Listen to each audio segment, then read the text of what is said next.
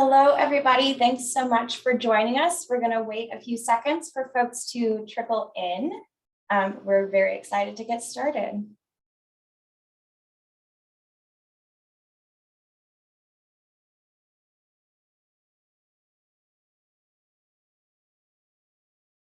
Thank you all for joining us. We're going to give it a few seconds for folks that are still joining, but we'll get started here in a minute.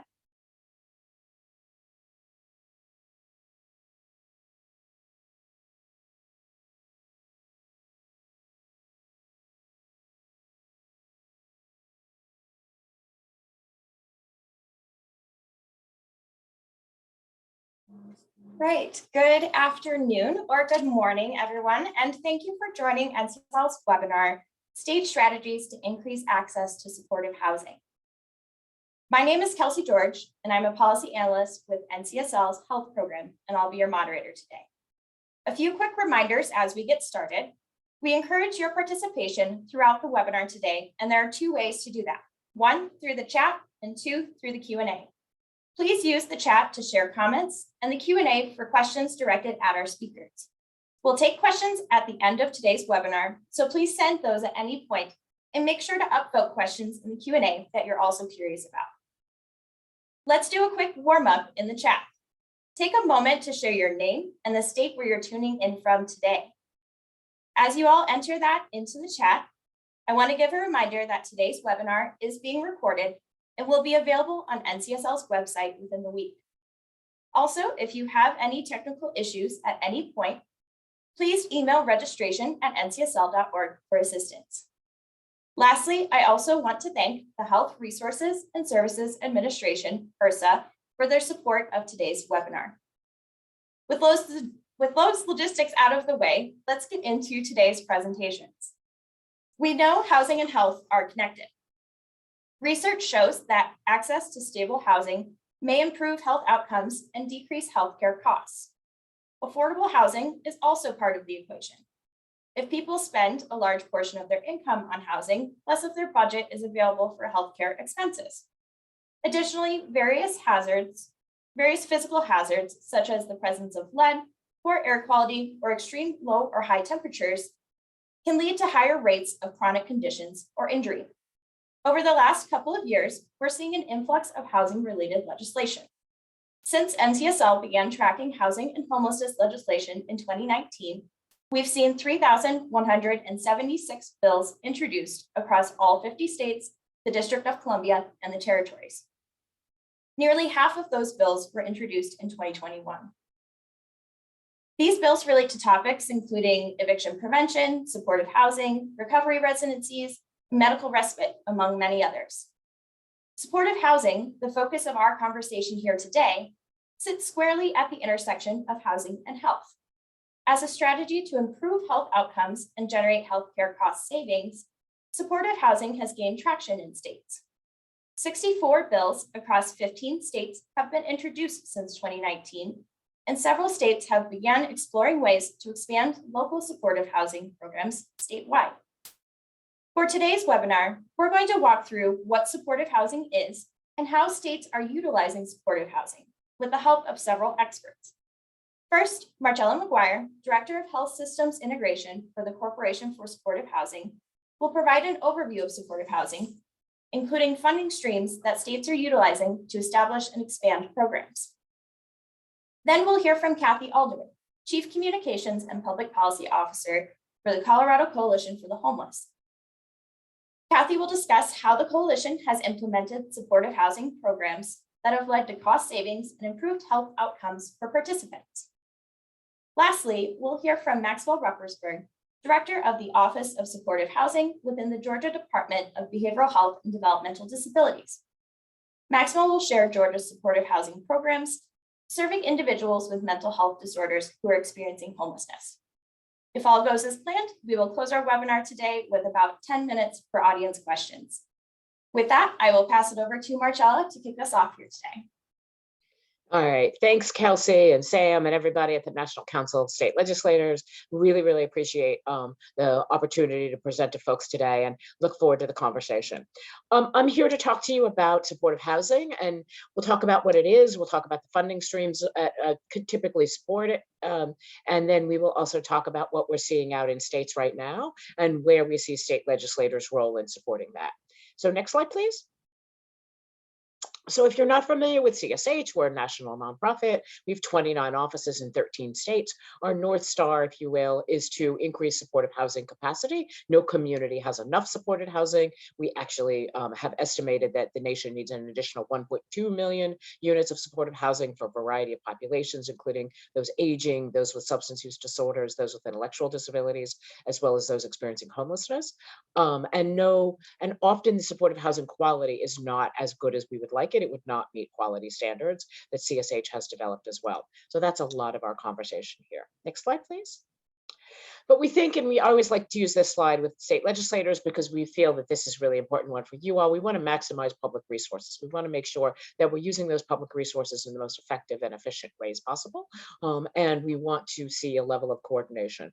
There is such a historic silos within our systems, and we'll talk about that, meaning there's behavioral mental health over here, aging services over there, IDD services over here, reentry services there, housing services in some other place, all different kinds of housing programs. We really want to maximize the alignment, coordination, and ultimately often integration between these systems to make sure that states are getting the outcomes for their communities they're looking for. So next slide, please. This slide is really talking about where does the coordination for services lie. Most commonly, honestly, it lies with individuals and families. It lies within the communities. People who need help have to navigate multiple systems in order to access that help. And often the dilemma is that the more challenges you have, the less likely you are to be able to access those systems, and yet the more systems you have to navigate. So it's really exactly the opposite that we want to see. Supportive housing really offers what we call a whole person care coordination model. It's helping people connect to the healthcare services, primary care, behavioral health services in their communities, but also all the other services, all the health related services, and even non-health related services that make health happen. So that could be childcare, that could be education, that could be supported employment, a wide variety of services. The supportive housing staff commonly are coordinating that across multiple systems for the assistance of the individual. So next slide, please. Supportive housing, we really see a solution. It's combining affordable housing for people with extremely low incomes with services to create that supportive housing option. So next slide, please. So there are a couple of aspects that for supportive housing that I really want to highlight, and they're important to know today. And if you're new to the supportive housing field, this can help you, really be helpful.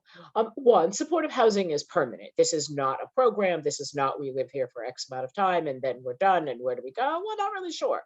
That's too often people's experience. It's permanent. You have a lease, you have and the individual or the family has the same rights and responsibilities as other tenants. It's affordable. It's required to be affordable. So that by HUD definition is 30% of your income is required. It is independent. It is not a program. It is not somebody watching over you. It is independent housing in the community. It could be an individual building. It could be what we call scattered site, meaning different units rented in the community. It is flexible. It is the mantra is do whatever it takes in order to make sure people can access housing and can stay housed. The services are voluntary, though we do like to say the services are voluntary for the individual receiving the services. The services are mandatory for the services staff. Supportive housing has a consistent outreach and engagement model.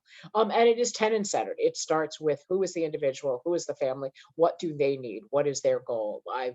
Most people, almost everyone we work with over time, they want to be housed, they want to stay housed. You really come at it from that housing lens and connect to services to assist individuals and households to remaining housed. So next slide, please. So supportive housing targets has historically targeted households with multiple barriers. I think it's important to acknowledge that supportive housing, the model, has really grown up within the homelessness services sector, but there's nothing really inherent to the model that means someone needs to be homeless or have been homeless in order to benefit from the model. That may be where most of the funding comes from. The funding may require a homeless designation, et cetera. But supportive housing really works for families and individuals that are chronically homeless, meaning long-term homeless plus a disability, families that are in housing unstable, individuals that are at risk of homelessness, individuals that are recidivating through systems of incarceration, through systems of long-term care, through systems of inpatient hospitalizations, as well as homelessness. And it's also a really valuable tool for people who are exiting institutions, including particularly nursing homes. Your state Many Follows the Person programs may have done a lot of work in the last decade or so in order to integrate with your supportive housing systems. Next slide, please.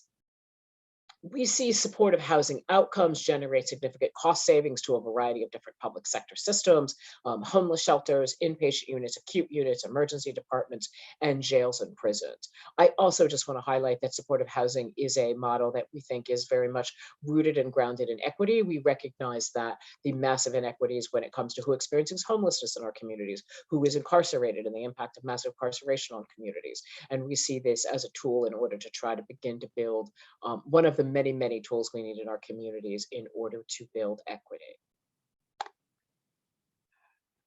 So next slide, please. Thank you. Supportive housing, we also believe, benefits from communities. Supportive housing is a model that's been shown. There was actually a National Academy of State Medicine, of Medicine panel on how its impact to help those with most long and most severe challenges experiencing chronic homelessness. It also benefits and improves the safety of neighborhoods. These are folks who work hard to be good neighbors, beautify city blocks. I'm excited to have 2 or 3 buildings of supportive housing within a mile of my own home in downtown Philadelphia here, and it increases and stabilizes the property values over time. In that in homelessness, housing instability is not good for those property values. It's really helpful to have a place and one-stop shop for people to receive the services in their housing. The next slide, please. Just a couple of more of the key components. It targets households with multiple barriers. Supportive housing has a everybody in model, a housing first model. Units are required to have a lease. The housing is affordable, even if folks have no income or extremely low income. That's built into the program model from a financing perspective. There's consistent engagement with tenants and taxable voluntary services. There's coordination among key partners, other services, primary care, behavioral health care, child care, housing, employment, other community services. And finally, it helps people connect and integrate with the community as much as possible. That's one of the goals. Next slide, please. So you think, wow, what a wonderful model. Why don't we have more of this in my community? Well, financing and developing supportive housing is extremely complicated. We say that the basics of supportive housing financing are what we call our 3-legged stool. There is financing needed for capital, what it takes to build the building.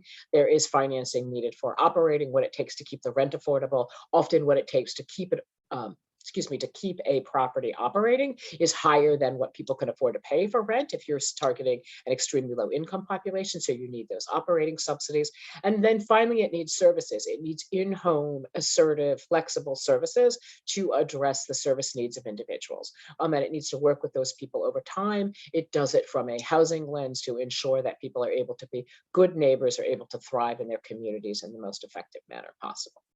So most commonly, developers, agencies like we're going to hear from Colorado for the Coalition for the Homeless has to figure out how to pull all of these funding streams down and together in a coordinated way in order to do one project. Very, very complicated.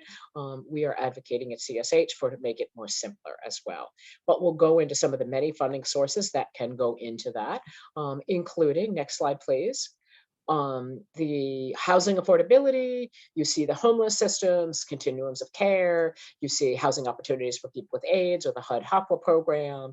We have a large-scale Veterans Supportive Housing Administration, that's HUD paying for the housing, Veterans Administration paying for the services, integrated at the federal level, which we think is a real national model. Housing choice vouchers, what formerly we call the Section 8, home tenant-based rental assistance, any kind of state or local housing subsidy program, and the tenant's rent obviously contributes to affordability as well. But these units are commonly targeted for people with extremely low incomes, so you need that operating subsidy.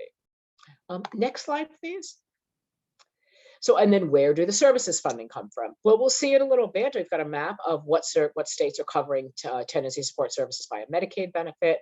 We've seen, this is a system I came from, we've seen tenancy support services covered by block grants, by HUD supportive services grants, those have decreased over the years, by Veterans Administration services, philanthropy. State and local government can also build services funds if you're looking for that whole person care coordination that is supportive housing. So these are the historical funding sources. In the next slide, we'll talk about some of the current home and ARPA and CARES Act funds. This is a very complicated slide. It is also looking at particularly the state of Washington.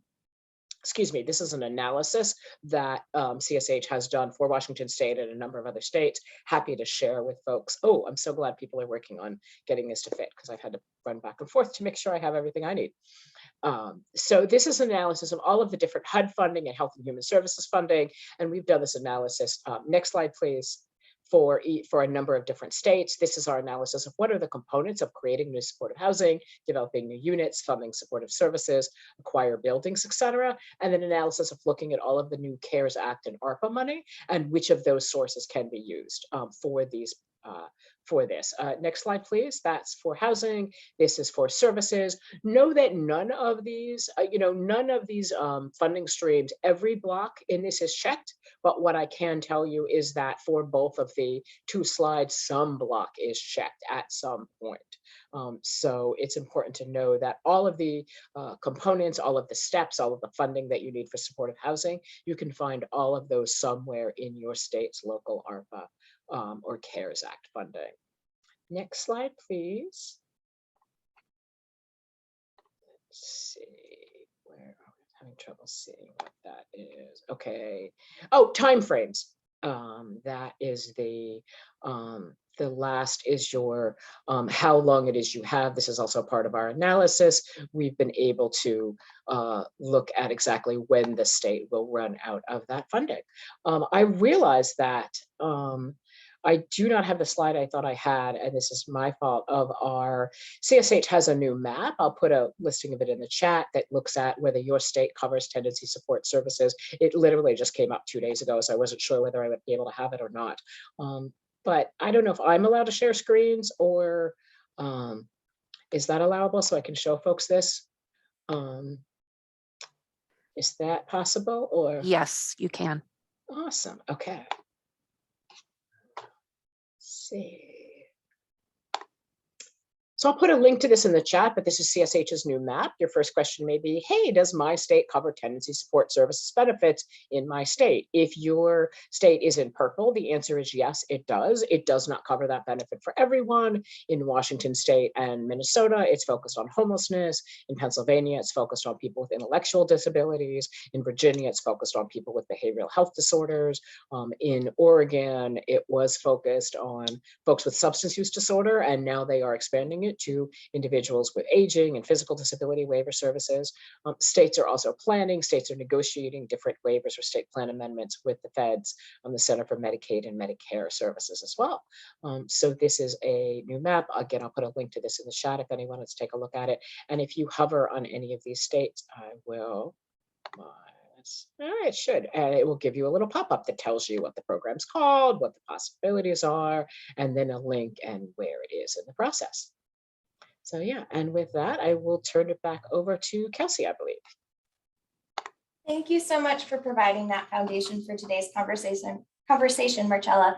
And if anyone has questions for Marcella, please feel free to start entering those in the chat. We'll take questions at the end of our webinar here today. Now that we've taken a broad look at the landscape of supportive housing, we're going to hear from 2 states, Colorado and Georgia. With that, I will now invite Kathy Alderman from the Colorado Coalition for the Homeless to speak on her organization's implementation of supportive housing in Denver, Colorado. Thank you, Kelsey. Thank you, NCSL, for inviting me to speak today. And thanks to all of our participants for joining and being interested in this topic. In Denver, we know that supportive services are critical to keeping people housed and have served in a big role in making sure that we're breaking that homelessness to jail cycle. And so in Denver, we began about 6 years ago, the Denver Social Impact Bond. Next slide, please. This project targeted 250 individuals who were chronically homeless and had frequent interactions with the criminal justice system. The goal was to house these individuals with supportive services at a cost savings to the city.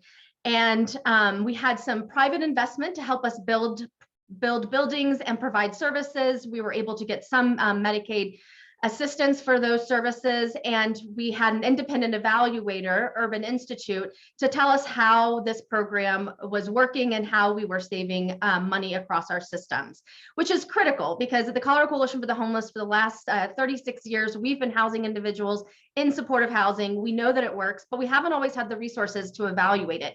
And so now that we have the data, we can start taking this program to other levels of government to say, wouldn't you rather spend your money where it will be most effective? Next slide, please. So why did we target these 250 individuals? Between them, they had spent 14,000 days in jail. They had had 2,200 visits to detox, 1,500 arrests, and 500 emergency room visits. We estimate that that was costing anywhere from $29,000 to $50,000 per individual per year. And we knew that we could save those, that we could save money if we were diverting people to housing with supportive services rather than allowing them to cycle through these expensive emergency systems. Next slide, please. It really wants to go there. So how did we engage with people? We got names from the Denver Police Department for 724 individuals. And then the Urban Institute randomized those so that we would have a control group and we could compare costs across both the people who got into housing and those who stayed either in the system or out experiencing homelessness. We had to go out on the streets and find individuals where they were last contacted by the police. But we had really strong engagement with individuals, as you can see from these numbers, and we had strong results at the end for housing stability and a reduction in jail bed days, the two measurements that were going to result in payments back to the private investors. Next slide, please. And for all of the individuals that we were working with, they had pretty significant physical health and mental health issues. As you can see from these percentages, we had high levels of mental health diagnoses, with some of the highest levels coming from schizophrenia, bipolar, and these individuals living outside are at continued risk for police interaction, for having to go to the emergency room to manage their mental health disorder. If we house them, we can pair them with mental health providers and make sure that these issues are managed appropriately. Next slide, please. So after identifying these individuals and getting them all into housing, we monitored them over the next 3 years. And as you can see from these numbers, in the first year, we had 86% of folks staying stably housed. And in year 2, it was 81. In year 3, it was 77% across the numbers of people that we housed in total. This is a really high housing stability number, especially for individuals with this level of interaction with the criminal justice system who weren't seeking housing. And so many of the individuals that we contacted said that they'd given up. They were no longer going to believe that they were ever going to get into housing, and they had accepted this jail to homelessness cycle as their way of life. But once we offered them the appropriate housing resources with those services, they stabilized. And many of these people remain housed today and are thriving in our community. Next slide, please. Some of the things that we learned is that when people are in supportive housing, they will interact with the criminal justice system much less. They will interact with other emergency systems much less because they are stably housed and they can get the preventive care that they need. Next slide, please.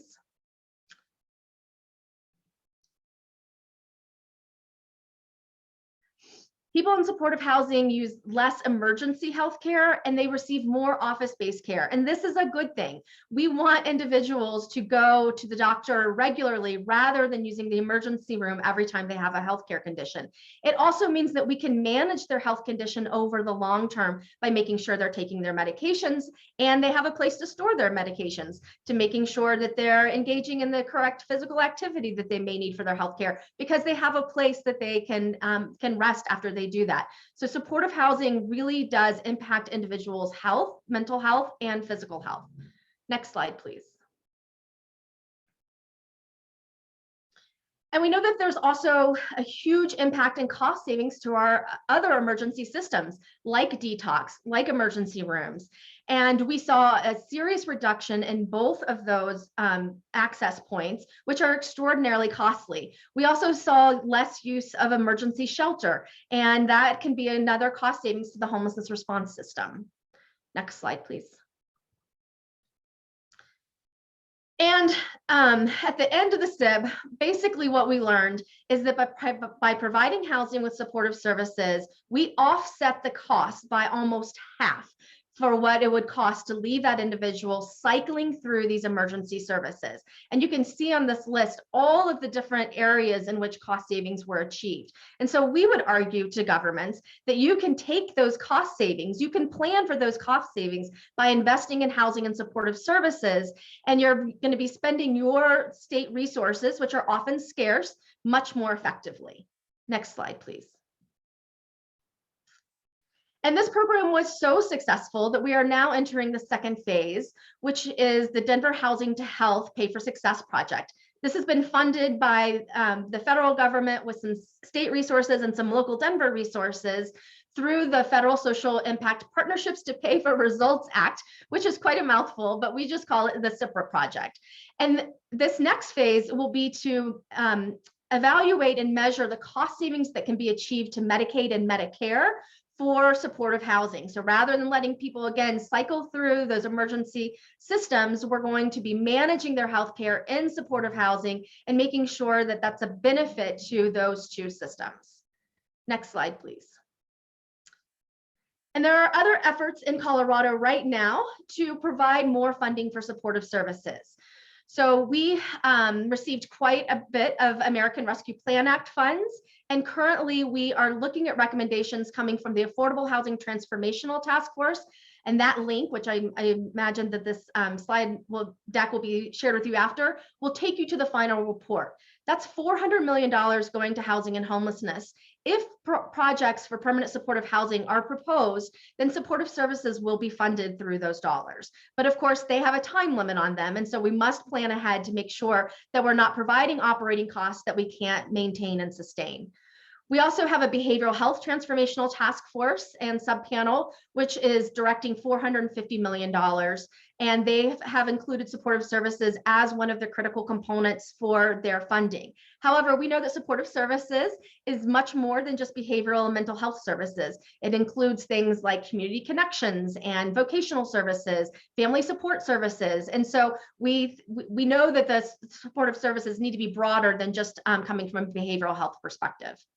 Our governor has also released a proposal for homelessness resolution for about $200 million, and local governments can apply for supportive services funding to that $200 million.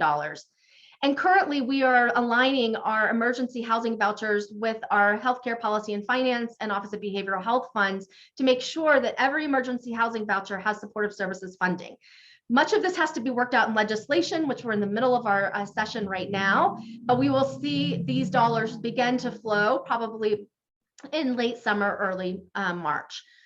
We also have an effort in Colorado through the National Academy of State Health Policy Technical Assistance Grant, where many of our agencies are gathering together to talk about sharing data and making sure that at the end of this 2-year project, we have a supportive services funding mechanism in the state of Colorado so that every housing voucher has access to supportive services funding, and that we have a way for non-clinical providers to get reimbursed for the supportive services they're providing across the spectrum in housing. And finally, our Behavioral Health Administration is being set up during this legislative session as well, and they're looking at specific ways to reimburse housing providers for behavioral health supportive services, recognizing, of course, that it's a cost savings to those systems and that it's better results for individuals and can help maintain their health and oftentimes improve their health, which always results in cost savings to our systems. I believe that is my last slide. I'm happy to answer any questions. Here's my contact information. Feel free to reach out if you'd like more information about the Social Impact Bond or any of the other efforts in Colorado. And again, thank you for having me today on your presentation. Thank you so much, Kathy. Now we are going to shift our attention down south and hear from Maxwell Ruppersberg. from the Office of Supportive Housing in Georgia. Take it away, Maxwell. Good afternoon, everyone. Glad to be here. Thank you to NCSL for inviting us. You heard a great presentation on what PSH is and how it works and how effective it can be. So I'm excited to share with you all the program that we have in Georgia, known as the Georgia Housing Voucher Program. Next slide. Our office is in the Department of Behavioral Health and Developmental Disabilities, and primarily we focus on the GHVP program, as well as the PATH program, which are homeless outreach teams. Next slide. Go ahead. So just the way we think about the system, trying to break it down into sections and phases of this experience, outreach, assessment, application, referral, the housing search, the leasing process, and then the stability phase, which is, ongoing, permanent, could be for years, right? Next slide.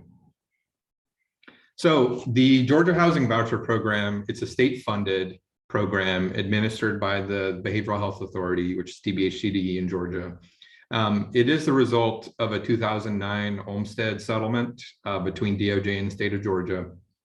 The Olmstead settlements began around that time, targeting state governments, and that was essentially enforcing a 1999 court case ruling that found that individuals with psychiatric disabilities, with behavioral health disabilities, deserve to be treated in the community, right? And so that propelled a lot of states to begin taking action, changing their systems, and one of those things in Georgia was the creation of GHVP, as well as a lot of other stuff. But we are still under monitoring for that with the DOJ, and several states may be, but it provides an interesting aspect of managing the program. It is independent, tenant-based, it's PSH, it's permanent. It's accessed through our statewide provider network, so all across the state, all 159 counties, and it's a housing first model. Following evidence-based practices, we've been trying to fully adopt the SAMHSA toolkit model. Next slide. So as far as who it is for adults. Again, in all of our counties, under 50% area median income, individuals have to have a diagnosis of serious and persistent mental illness, which gets diagnosed by a behavioral health provider. And they either are currently experiencing homelessness or they're in a transitional setting, at risk of imminent homelessness. There are also sub-target groups. And so one of the below criteria have to be met. You either have to be experiencing chronic homelessness, currently in a state psychiatric hospital, 3 or more hospitalizations, 3 or more ER visits for a psychiatric reason, or exiting a jail or prison in the last 90 days. Next slide.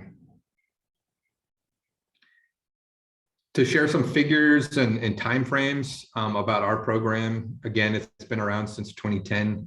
Currently, we have about 1,900 individuals in the program across the state. The timeframe that we see from referral to voucher issuance is a little under 10 days now. That used to be over 100 days when we took a route of asking individuals to first pursue federal programs like the Housing Choice Voucher through the balance of state continuum of care.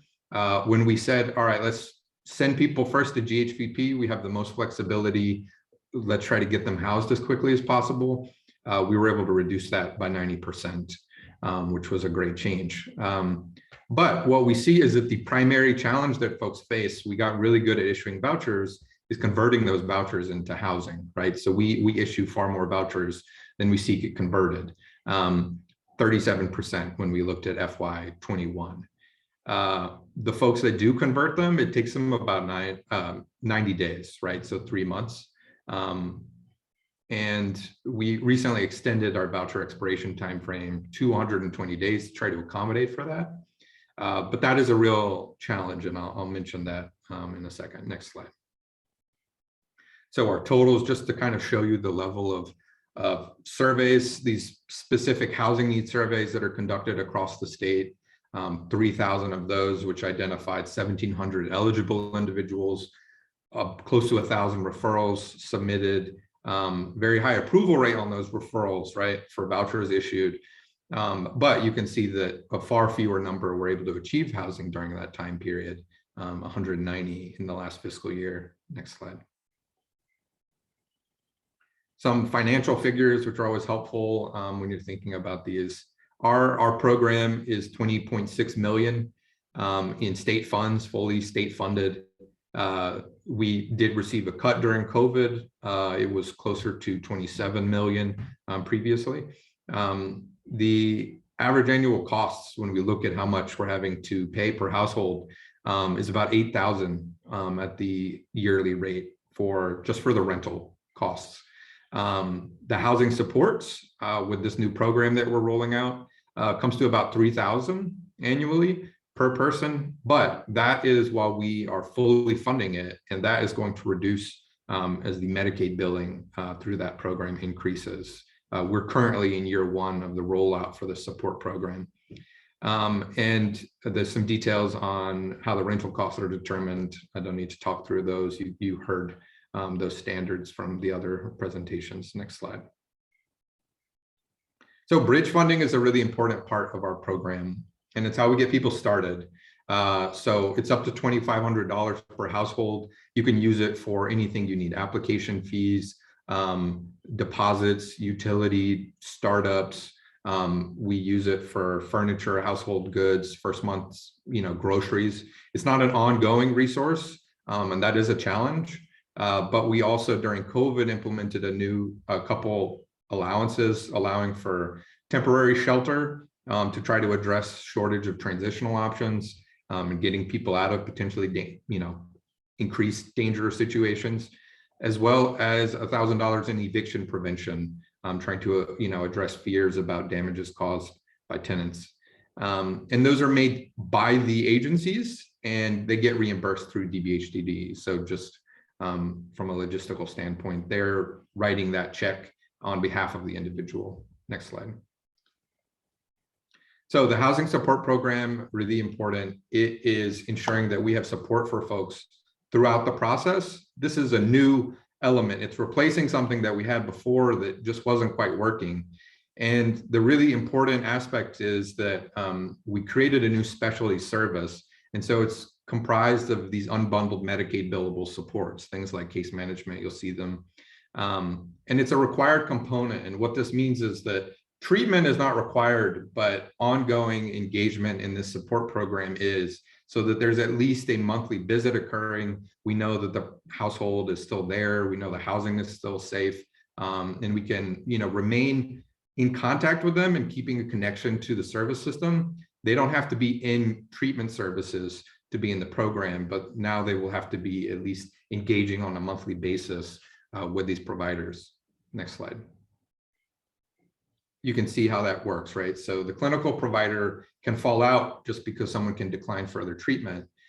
From an administrative standpoint, that does not work, which is what we've experienced. So you need to maintain a connection with the population, both for their own care needs, but also just at an administrative level. Those renewals have to happen. You have to recertify, et cetera.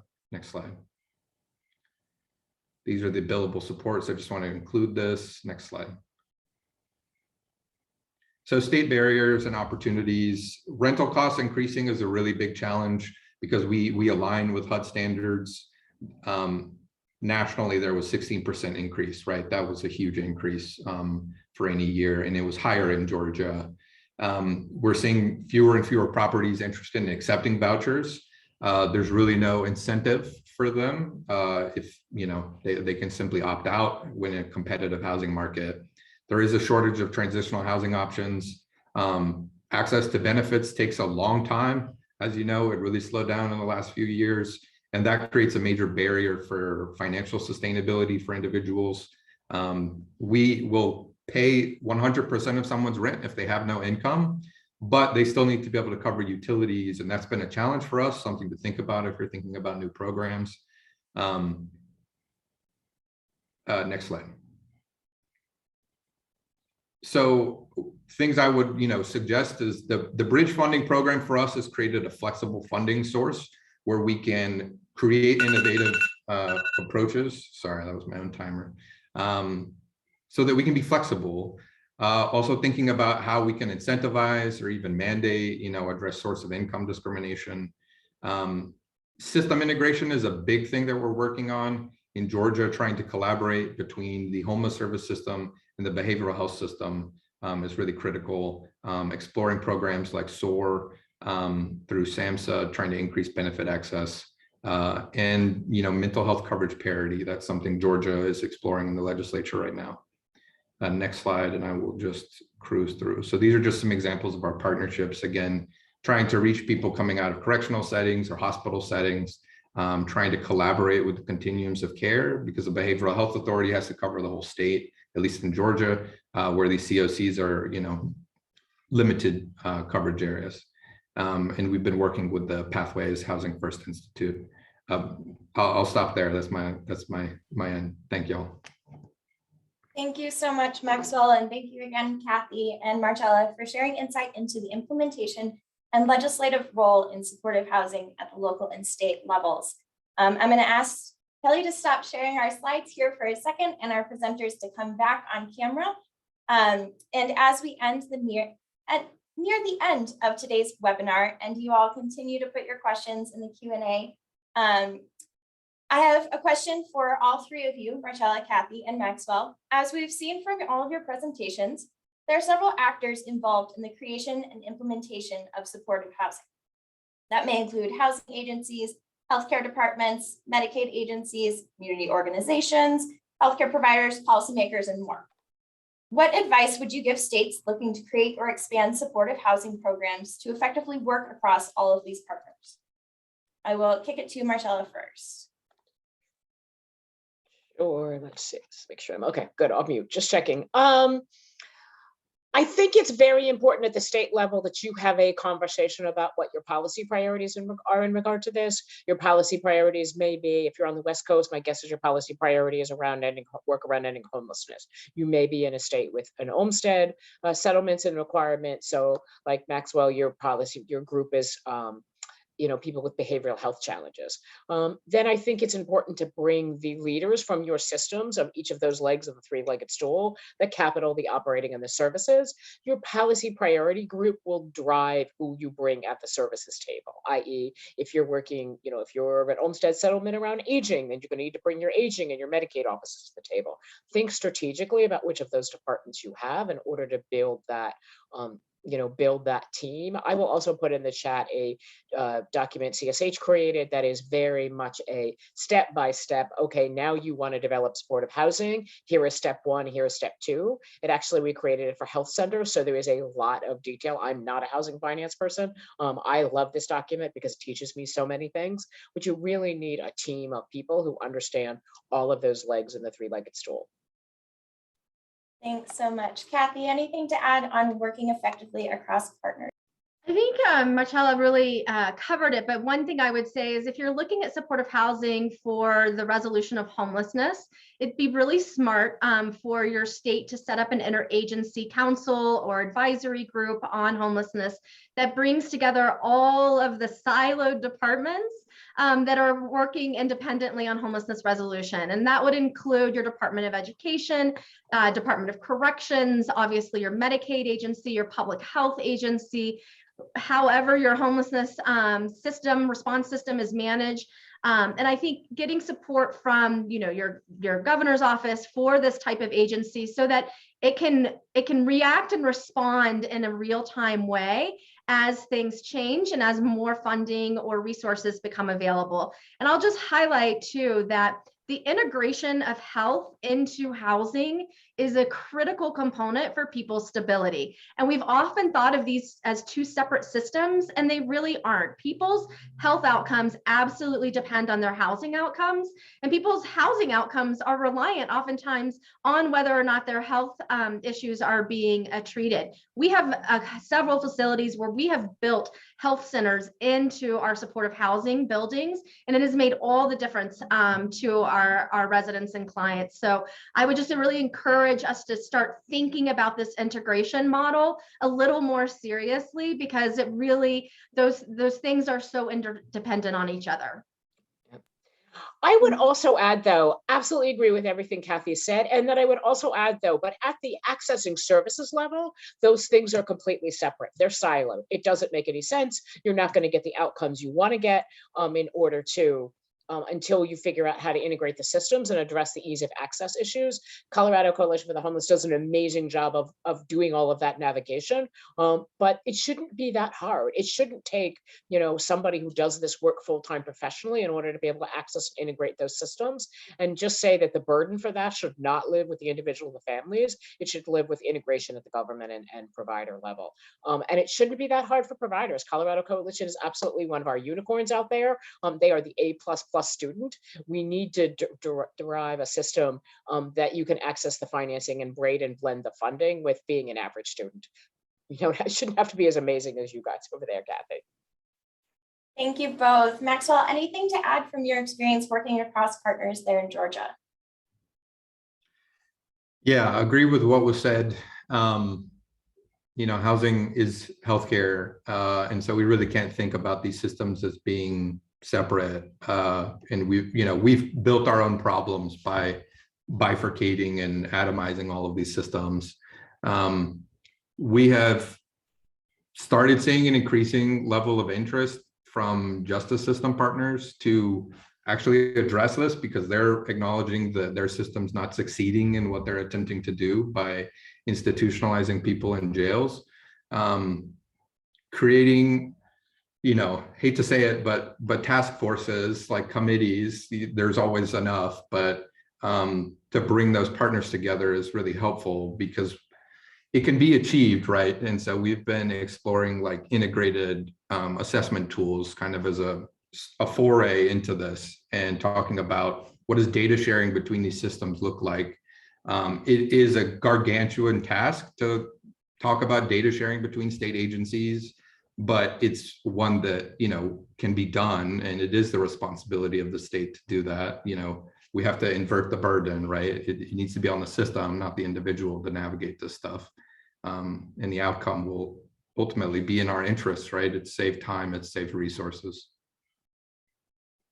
Thank you all so much. As I'm looking at questions that are rolling in here in the Q&A, we will be making slides available with the recording once that's put up within the week. And also our next question is, our office has been working, I believe this is coming from Massachusetts, has been working with a constituent who has been chronically homeless post-incarceration. Can you think of any good resources or housing placement options that would be appropriate? I'm going to toss this one to either Kathy or Maxwell if one of you have some ideas. I'm happy to get started. One thing that we have learned, especially during our COVID response, is that the federal government has disinvested and underinvested in transitional housing options over the years.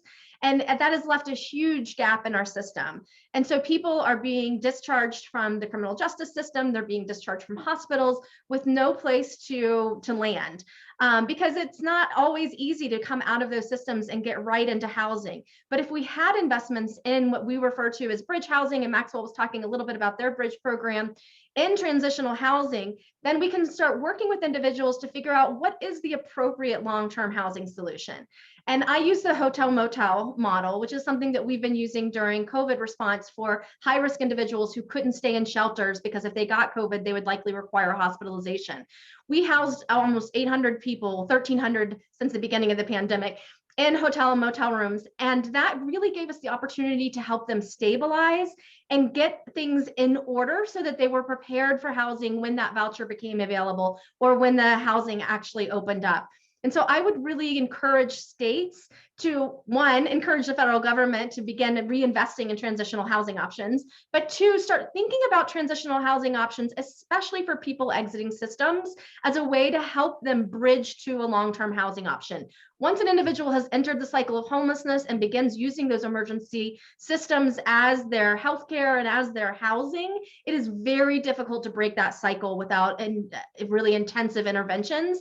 And so if you have something in place that can help people bridge to longer term solutions, it's going to result in more housing placements.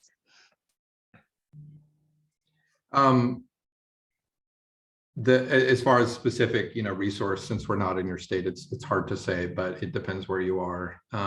But it is a shortage. It is the most challenging population within the subgroups that I mentioned for us to reach, because the correctional system is not really open to letting people in and helping the people inside of the system traditionally. Like I said, they're starting to change, but there are bureaucratic barriers to even them realizing what they would like to. The hotel motel model has worked well, but not for justice involved individuals, at least in Georgia. That has worked really great for getting people off the street. But the courts here are stating, a hotel motel is not a firm enough address for us to release. And so people don't get out until they can identify their address, which they can't get because they're in jail, right? It's a really kind of twisted cycle. What we have been piloting currently is an approach using like a master leasing scenario where a provider agency has a property lease in their name. They can sublet to individuals. So that way they're working with individuals who are in the jail, prepared for discharge, execute all of the documents and things that need to happen to get that person on a lease that's in their name as if, they have full tenant rights. That is much more achievable than, trying to get them a lease that's just with the property for a variety of reasons. That's new, but we're, excited to be trying it. And there's a complete lack of transitional options for that population. And it is a real big challenge. And it's one that, we're keeping people in the system because there's no place for them to go. And so it's a self-fulfilling problem. Thank you both. And I will turn to our last question of the webinar now. How are states leveraging federal ARPA funding, American Rescue Plan Act funding, to expand access to supportive housing programs? I will start with Marcella and then jump to Kathy and Maxwell here. Sure. States are taking a couple of different strategies here. I want to give a shout out to New Jersey. New Jersey actually has approval to use HCBS ARPA funding to pay for housing for 100 deed restricted units. So we're digging into that one and seeing exactly what the details are. I think that's going to be very interesting. States are using the HCBS ARPA funding to expand the populations that are covered, to expand the services are covered. So Minnesota is using it to cover community transition services. Minnesota already has a benefit, but this is the money that it takes for people to transition out of homelessness into the community. First month, last month, security deposit, furniture, all those basics that it takes to set up a household. And then I also want to shout out one of my favorites, which is Kathy's team in Colorado. They're weaving and braiding and blending HCBS ARPA funding with emergency housing vouchers from HUD in order to replicate the project that Kathy's told us about. So states are really thinking about this in their, each state is its own ecosystem of healthcare financing, et cetera, but they are following up their priorities in some interesting ways. Thanks, Kathy. Anything to expand on Colorado's use of ARPA funding for supportive housing? Yeah, as I mentioned, the state set up an affordable housing transformational task force and a behavioral health transformational task force to make recommendations on how ARPA funds should be used in both those areas. And there are links to both of those reports, but for the Affordable Housing Transformational Task Force, one of the recommendations was for supportive services funding. And while the recommendation actually didn't provide funding for a supportive services fund, it acknowledged that that was a priority for the state, and that when developers are applying for funds through the housing revolving loan or direct grants, that they can apply for operating costs, meaning that they can apply for supportive services funding. Behavioral Health Task Force did allocate some specific dollars for supportive services. And as I mentioned, there are a couple of efforts taking place so that in about 2 years, we will likely have a supportive services funding mechanism in Colorado, and we can use these ARPA dollars to bridge us to that point so that we don't delay any projects, especially any projects that might be shovel ready today. Thank you so much. Maxwell, Okay. Anything to add from Georgia, Maxwell? So there's a lot of stuff happening with ARPA money, as you guys know, like there was so much of it. Some agencies are struggling to get it deployed, but I can just speak to a little bit. So as the behavioral health got like block grant money, supplemental block grant money out of ARPA, and then the COCs, the continuums of care, got, you know, a bunch of HUD dollars. And the two systems were told, behavioral health, this is service dollars, this is not housing dollars. And the housing agencies got told, this is housing money, not service money, figure it out, right? Your state may not have been in a place to figure it out. We managed to, you know, strike some partnerships and leverage the two so that we were bringing in some service dollars combined with some of the voucher dollars that Atlanta CSC received through some of those federal relief dollars to target like 300 individuals over the course of a few years. But that requires, you know, having these partnerships and relationships and like open lines of communication, because when they were deploying those dollars to states, they were like, you know, tell us in 60 days how you're going to spend $300 million, right? There was almost no time for coordination. It becomes chaotic. So you really needed to have plans and partnerships in place when that crisis happened, right? You can't plan for that. But there have been some creative opportunities. We've also been able to like fund pilot initiatives, right, around reentry work to try to just see, can we make this model work, right? Stuff where it was a nice idea, but there was no money to utilize it before to pursue something like that. Because just small opportunities to like prove that a model can work can be really impactful. Thank you. And just to highlight, NCSL tracks how states are allocating different ARPA funding through our ARPA database, which one of my colleagues will put the link to in the chat. And for legislators and legislative staff, we also have an upcoming office hours series on various ways that states are allocating their ARPA funding, one of which will focus on housing specifically. So on May 26th, one of my colleagues will also put this in the chat. You can join our office hours if you're legislators and legislative staff to ask us questions about how states are allocating ARPA funding around housing. And with that, it looks like we are just about at time. So if we didn't get to any of your questions today, we will follow up after the session. And there is a short survey that we'd love for you all to complete. It only takes a few moments, I promise. And we always take into consideration your feedback when we're planning future activities.